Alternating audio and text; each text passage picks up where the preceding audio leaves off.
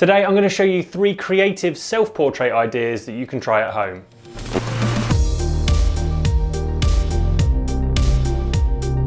Well, hello everyone, I hope you're having a beautiful day today. I hope the sun is beating down on your lovely little cherub faces wherever you are in the world. I can tell you now, it is bloody boiling in the UK at the moment. Not that I'm complaining, because we're used to rain over here. So Tom, why are you wearing a jumper, you absolute knob job? Well, I totally hear you on that. Good question. Cutting the bullshit as ever. That's what I like about you. Well, today I've been coming up with a few more self-portrait ideas for you guys to try out. And this week I wanted to incorporate a bit of a theme. Have you guessed what it is yet? No. It's not middle-aged sweaty men. Although now you mention it, that does seem to be a theme in today's images. Now, of course, the theme today is color. So all of today's images will be bursting with color if you haven't already guessed by the thumbnail of this video, which is kind of a giveaway. As always, all of the ideas I will be shooting today will be shot indoors and using just a 50mm lens. Right, enough talking. Let's head over to Tom, who is setting up for shot number 1 of the day. Oh, hello there.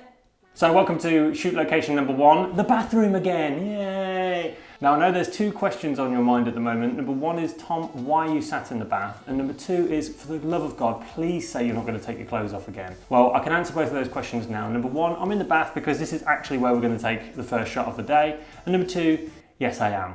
I'm very sorry.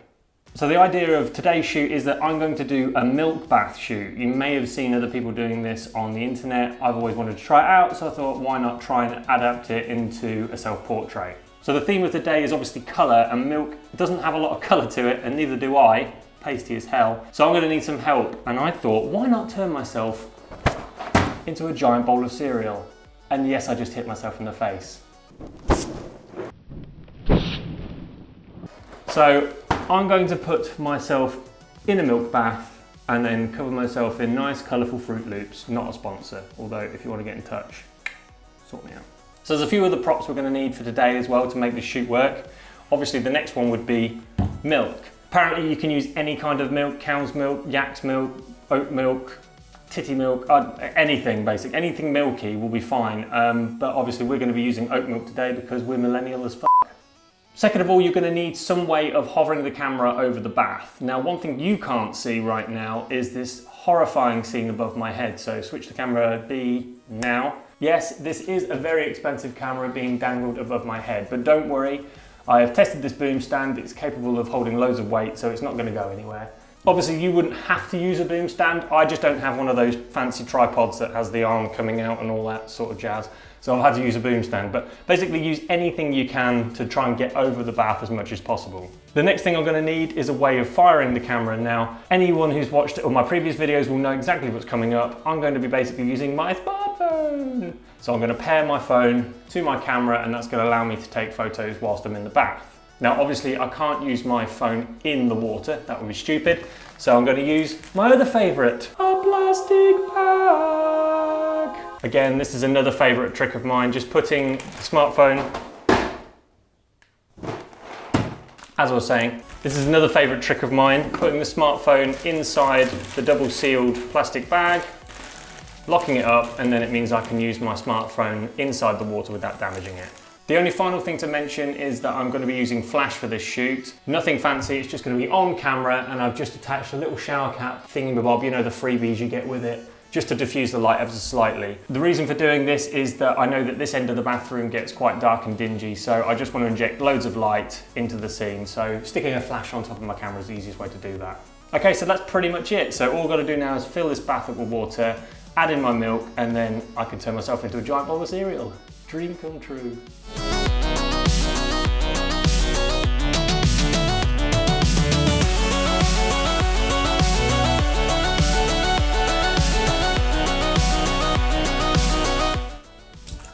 Oh, it's warm. Warm milk. Delicious. Oh, I forgot the Fruit Loops. Bollocks. Oh yeah. Oh, it feels all scratchy on my back. It's horrible.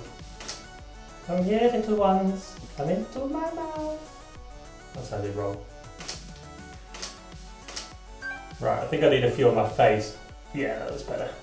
The hardest part is just getting the bloody cereal to stay where you want it to. Tastes good.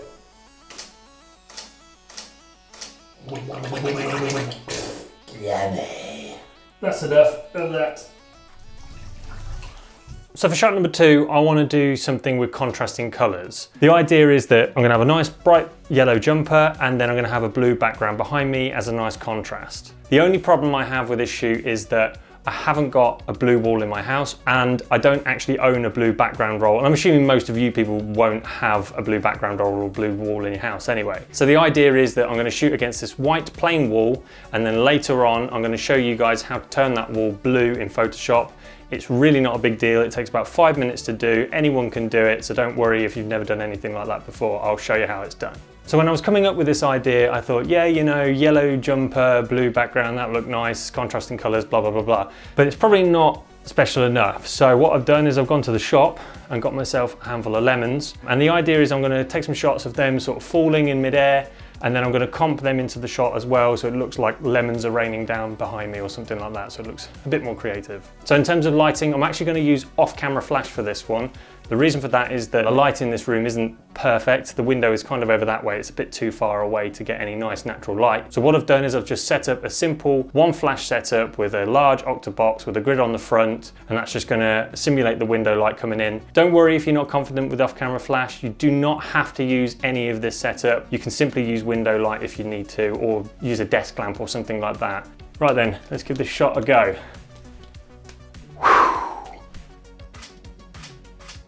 It's actually sweltering today, like outside. I don't know why I picked a jumper, why couldn't I have just gone for a t-shirt, but here we go. Not that I'm complaining. Not that I'm complaining.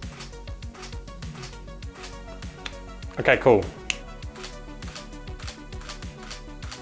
Right, should be enough.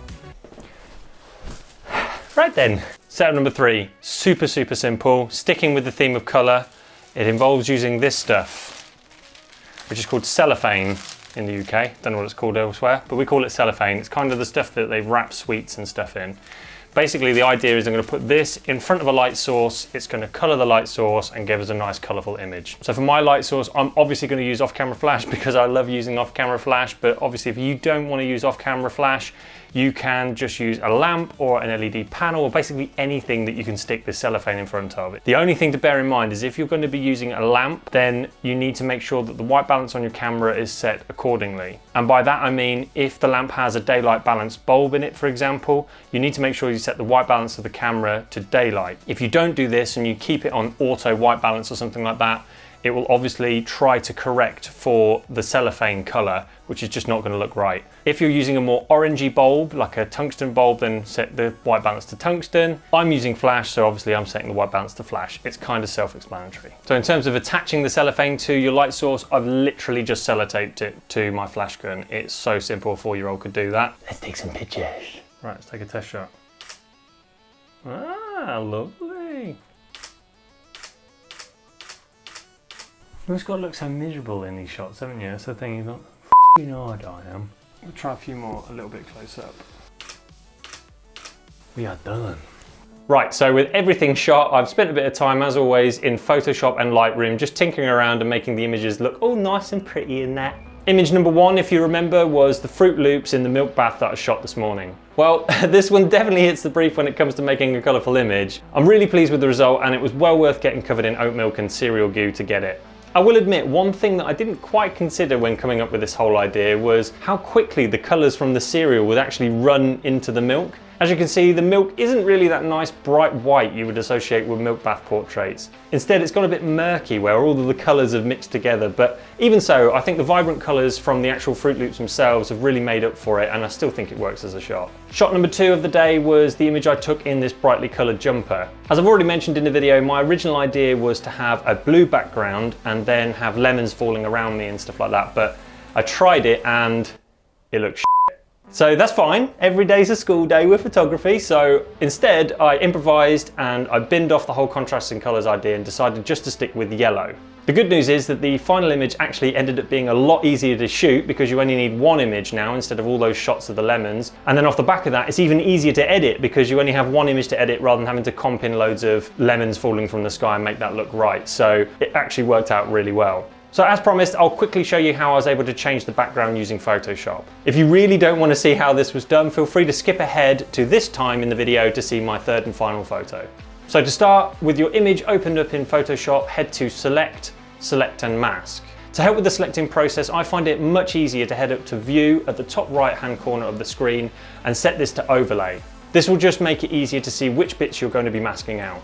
Now start brushing over the background. Photoshop will then be able to quickly figure out that you're trying to remove the white areas of the image, and after a few brush strokes it will just select it all. Once you're done, hit Invert to reveal the portrait and mask out the background. If you notice that some of the areas around the hair haven't quite been masked out correctly, then don't worry, you can simply grab the Refine Edge brush tool from the top left hand corner of the screen and carefully brush around any offending areas, and this should tidy up the edges. If after brushing over your portrait there are still some areas that don't look right, then just don't worry, I'll show you some ways to fix that in a moment. So for now, just click OK. Now go over to the Layers palette and click the Add Vector Mask button, and this will mask out the background. Now go to the bottom of the Layers palette and create a solid color adjustment layer. Set the color to something nice and bright and contrasty. I chose red for my image. Don't worry, this won't be our final color, we will change that later on. This is just to help us identify any areas that haven't been cut out properly. Now move this layer beneath your portraits layer in the Layers palette. Quickly zoom into your portrait, and if you see some weird haloing effects going on around the edges of your image, then we can fix that by first clicking on the mask of the layer that you've just created in the Layers palette, and then grab the brush tool,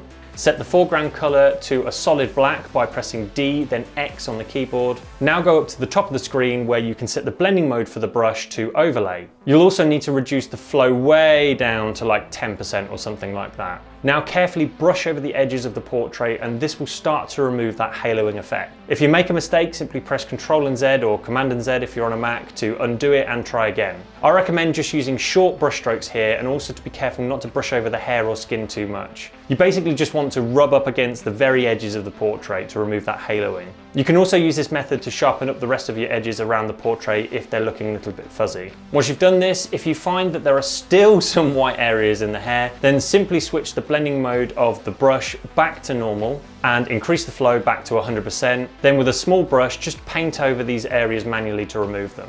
Finally, we need to set the background color to the same as the jumper or the clothing that you're using. To do this, double click on the colored square on the color fill layer. Then in the color picker, choose the color you want. You can even sample the color right from your portrait by clicking on it. Once you're happy, click OK to confirm. So moving on to my third and final image of the day, which was shot using that colored cellophane. For such a simple setup, I think the results are actually really striking. It's definitely an effect that I want to play around with more in the future, and that pack of cellophane that I bought for a couple of pounds off Amazon had loads of colors in it, so there's plenty of scope for creativity there. Remember, if you do decide to have a go at any of the ideas I've shown you today, be sure to share them with us on Facebook and Instagram, as we'd love to feature them on upcoming videos. Anyway guys, that's it for now. Thank you so much for watching, and I'll see you again next week.